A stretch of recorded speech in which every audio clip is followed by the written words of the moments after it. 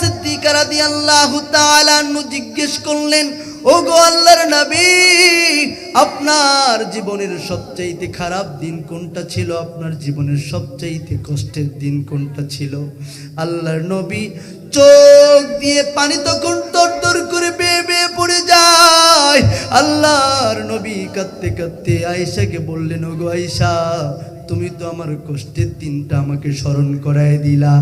আমি ওই যে উঁচু উঁচু পাহাড়গুলো পাড়ি দিয়ে, উত্তপ্ত মরুভূমি পাড়ি দিয়ে যখন আমি চলে গেলাম তায়েফের ময়দানে, তায়েফবাসীকে যখন আমি কোরআনের দাওয়াত দিলাম, সঙ্গে সঙ্গে তারা প্রত্যাখ্যান করেছে। শুধু প্রত্যাখ্যান করে নাই, তাদের কুকুরগুলো আমার পিছনে লেলিয়ে দিয়েছে। কিন্তু এই তায়েফবাসী আমাকে না চিনলো, কুকুরটা তো আমাকে চিনতে ভুল করে নাই। বলুন আল্লাহু আকবার। কুকুর আমাকে চিনেছে, কুকুর আর সামনে যায় না। তখন তারা যুবকদেরকে লেলিয়ে দিল। যুবকরা এত জোরে জোরে পাথর মারছিল আয়েশা, আমার শরীর থেকে রক্তগুলো ঝরঝর ঝরঝর করে বেরিয়ে যাচ্ছিল।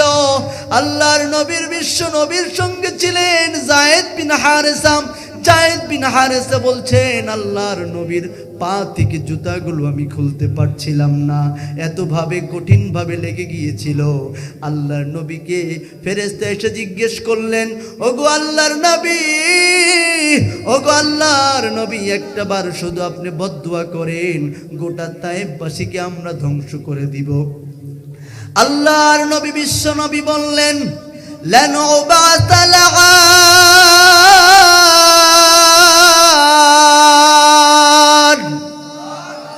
আমি বদদুয়া করার জন্য দুনিয়ার জমিনে আসি নাই, আমি এসেছি রাহমাতুল লিল আলামিন। আমি এসেছি রহমত হিসাবে আল্লাহর পক্ষ থেকে। এরা যদি ঈমান না আনে, এদের পরবর্তী প্রজন্মকে যিনি ঈমান দান করবেন তিনি কে? আমরা তো দুনিয়া দুনিয়া নিয়ে ব্যস্ত মুসলমান। আল্লাহর নবী বিশ্ব নবী শুয়ে আছেন। দুপুর বেলা হযরত উমর ইবনুল খাত্তাব রাদিয়াল্লাহু তাআলা আনহু চলে গিয়েছেন। আল্লাহর নবীর সাহাবী ঘরের মধ্যে যখন ঢুকেছেন, আল্লাহর নবী শোয়া থেকে উঠে বসেছেন। আল্লাহর নবীর দিকে তাকাই, আল্লাহর নবীর দিকে তাকাইয়া চোখ দিয়ে দর দর দর দর করে পানি বেয়ে বেয়ে পড়ে যায়। আল্লাহর নবী জিজ্ঞেস করলেন, ওগো উমর, তোমার কান্নার কারণ কি? তুমি কেন কান্না করছো? আল্লাহর নবীর সাহাবী ডাক দিয়ে বললেন, নবী গো, ওই রোম পারস্যের বাচ্চাদের এমন কি আছে যা আপনার নাই? ওই রোম পারস্যের বাচ্চাগুলো কত আরামায়েশে ঘুমায়, অথচ আমার মায়ার নবী, দয়ার নবী, বিশ্ব নবী চাটাইয়ের উপরে ঘুমায়। ঘুম থেকে উঠলে পিঠের মধ্যে চাটাইয়ের দাগগুলো দেখা যায়। আল্লাহর নবীর চোখ দিয়ে পানি বেয়ে বেয়ে পড়ে যায়। বাল্লাল আর জমিন ভিজে গেল। আল্লাহর নবী ডাক দিয়ে বললেন, ওগো উমর, বিষয়টা কিন্তু এমন নয়, বিষয়টা কিন্তু এমন নয়। ওয়ালাকুমুদ দুনিয়া ওয়ালানাল আখিরাহ। ওই কাফির মুশরিকদের জন্য দুনিয়া বরাদ্দ করা হয়েছে, আর আমার উম্মতদের জন্য যিনি আখিরাতের মধ্যে অসংখ্য নাজ নিয়ামত যিনি রেখেছেন তিনি কে? আমার কলিজার টুকরা ভাইয়েরা আমার, আল্লাহর নবীর বিশ্ব নবীর এমন কিছু সময় চলে গিয়েছে, মুসালসাল এমন কিছু সময় চলে গিয়েছে, যিনি দিনের বেলাও খান নাই, রাতের বেলাও খান নাই, একাধারে কয়েকদিন চলে গেছে, চুলা পর্যন্ত জ্বলে নাই। আল্লাহর নবী বিশ্ব নবী ফজরের আগ দিয়ে যখন সেহরির সময় হয়ে গিয়েছে, খাবার নাই, কি খাবেন? নবী আমার ডাক দিয়ে বলছেন, ওগো আয়েশা, আমি রোজার নিয়ত করে ফেললাম। সেহরি খাই নাই কিন্তু রোজার নিয়ত করে ফেলছে, কারণ খাবার তো নাই। আল্লাহর নবী বিশ্ব নবী একদিন দুপুর বেলা বেরিয়ে গেছেন। দুপুর বেলা একটা অসময়, এই সময় কেউ বের হয় না। আল্লাহর নবী যখন বেরিয়ে গেছেন, ব্যথার যন্ত্রণায় বাহিরে বের হলেন। বের হয়ে দেখি আবু বকরকে দেখা যায়, আবু বকরের চেহারাটা লাল হয়ে গিয়েছে। আবু বকরকে ডাক দিয়ে বললেন, ও আবু বকর, তুমি কেন অসময়ে বাহিরে আছো? আবু বকর ডাক দিয়ে বলছেন, আল জু ইয়া রাসূলুল্লাহ,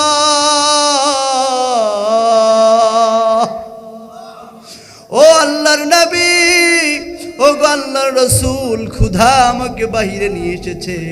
আল্লাহর নবী বলছেন, আমাকেও তো ক্ষুধা বাহিরে আনছে, চলো এবার আমরা রওনা করি। একজন সাহাবীর, আনসারী সাহাবীর বাসার দিকে রওনা করলেন। একজন আনসারী সাহাবীর বাসার দিকে রওনা করলেন। বাসার দরজায় গিয়ে সালাম দিলেন, আসসালামু আলাইকুম। সালাম দেওয়ার সঙ্গে সঙ্গে ভিতর থেকে জবাব আসলো, ওয়ালাইকুম আসসালাম ওয়া রাহমাতুল্লাহ। যখন ভিতরের মহিলাটা দেখলেন আল্লাহর নবী, বিশ্ব নবী তার দরজায় আসছে, মারহাবান মারহাবান চিৎকার মেরে ডাক দিয়ে উঠলেন আর বললেন, ওগো আল্লাহর নবী, আপনাকে স্বাগতম। পৃথিবীর শ্রেষ্ঠ মেহমান আপনার বাসায় এসেছে। আল্লাহর নবী জিজ্ঞেস করলেন, আইনা ফুলান, তোমার স্বামী কোথায়? তিনি বললেন, ঠান্ডা পানি নিয়ে আসতে চলে গেছেন। আল্লাহর নবী ঘরে বসার সঙ্গে সঙ্গে খেজুর পেড়ে নিয়ে এসে দিলেন। আর ওই লোকটা, ওই সাহাবী বাড়িতে আসার সঙ্গে সঙ্গে কি রেখে কি করবে আর কোনো কিছু ভেবে পাচ্ছে না। আল্লাহর নবীকে বলছেন, ইয়া রাসূলুল্লাহ, আমি ছাগলটা জবাই করে নিয়ে আসি। আল্লাহর নবী ডাক দিয়ে বলছেন, ও আমার সাহাবী, আমি অনেক তৃপ্তি পেয়েছি, বলুন আলহামদুলিল্লাহ। হযরত আবু বকরকে ডাক দিয়ে বলছেন, ও আবু বকর, আমরা যে খেজুর খেয়ে খেয়ে পিছিটা রাখলাম, কিয়ামতের ময়দানে, কঠিন মুসিবতের ময়দানে এই খেজুরটাকেও আমার, এই খেজুরের বিচিটা সম্পর্কেও আমাকে জিজ্ঞেস করা হবে, এইটারও হিসাব দেওয়া লাগবে। আপনি দুনিয়াতে ভালো করেন মন্দ করেন, আল্লাহ রব্বুল আলামিন কিয়ামতের ময়দানে আপনার সব কিছুর জিনিস। আজাবান লি আমরিল মুমিন ইন্না আমরাহু কুল্লাহু খায়র।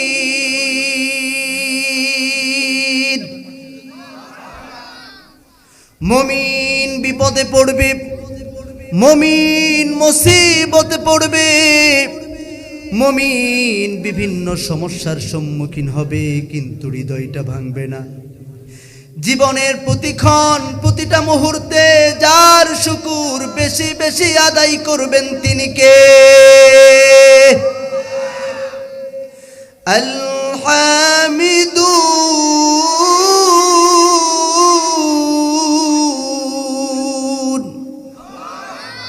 মুমিন প্রশংসা করবে ফিস সাররাই ওয়াদ দাররা,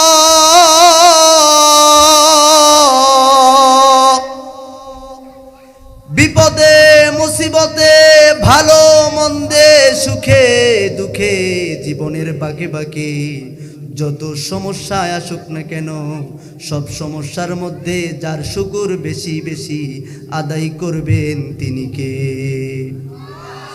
আল্লাহর নবী, বিশ্ব নবী বলেন, যারা দুনিয়ার জমিনে বেশি বেশি শুকর আদায় করবে, আউয়ালু মা ইউদআ ফিল জান্নাহ, যেদিন কিয়ামতের ময়দান কায়েম হয়ে যাবে, যেদিন এমন ভয়াবহ অবস্থা তৈরি হয়ে যাবে, ইয়াউমা ইয়াফিরুল মারউ মিন আখিহি,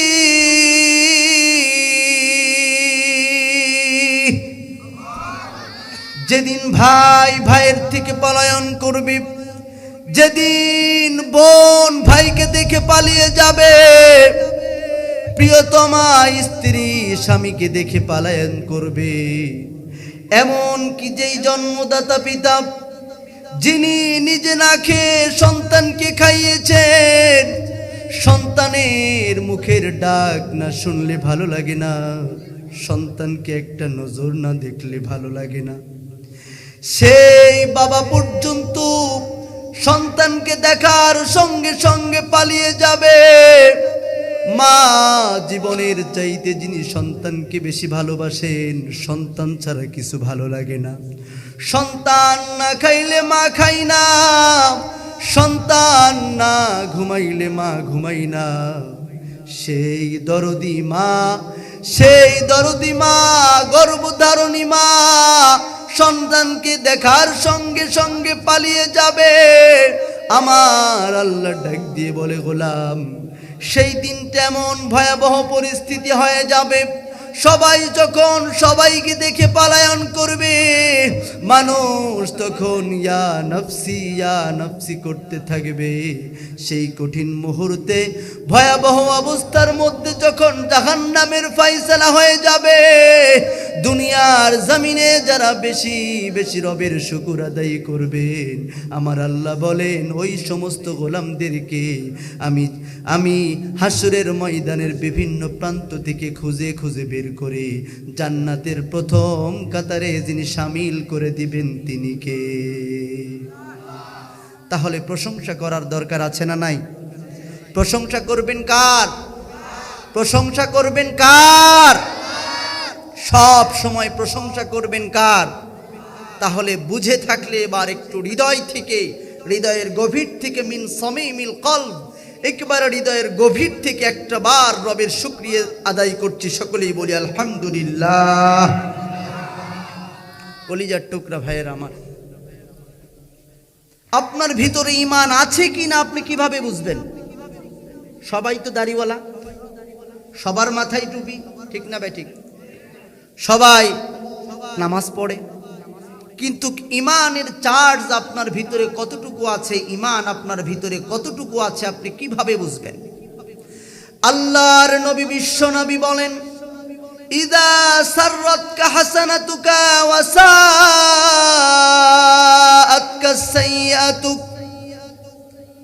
যখন আপনার হৃদয়টা কোরআন শুনতে বেশি ভালো লাগবে, যখন নামাজ পড়তে বেশি ভালো লাগবে, যখন দেখবেন দিনের পথে সময় দিতে ভালো লাগে, যখন দেখবেন তাফসীর মাহফিলে বসে কোরআন শুনতে ভালো লাগে, তখন আপনি বুঝবেন আপনার হৃদয়টাকে যিনি ঈমানের নূর দিয়ে পরিপূর্ণ করে রেখেছেন তিনি কে।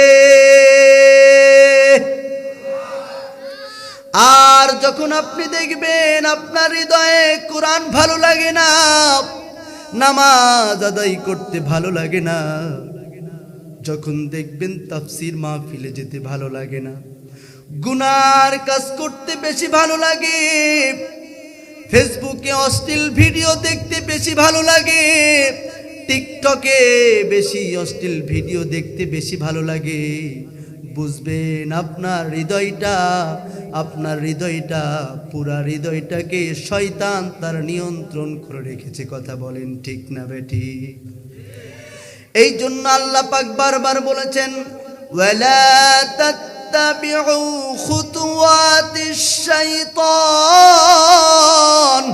ইন্নাহু লাকুম আদুউম মুবিন।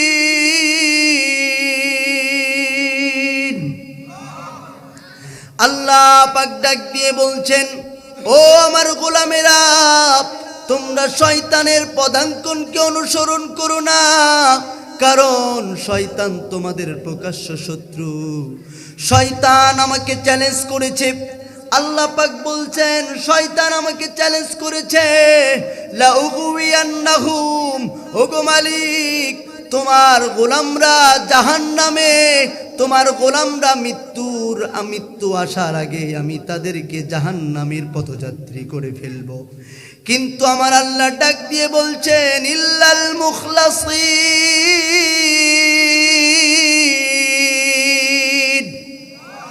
খবরদার খবরদার, আমার মুখলেস গোলামদেরকে, আমার খাঁটি গোলামদেরকে, আমার একনিষ্ঠ গোলামদেরকে কখনোই তুই জাহান্নামে নিতে পারবি না। সব সময় যিনি খাঁটি গোলামদেরকে, মুখলেস গোলামদেরকে রহমতের চাদর দিয়ে যিনি ঢেকে রাখেন তিনি কে? কলিজার টুকরা ভাইয়ের আমার, তাহলে সব সময়ের জন্য যাকে রব হিসাবে মেনে নিবেন তিনি কে? ভাই জীবনে অনেক সময় নষ্ট করেছেন, অনেক সময় নষ্ট করেছেন।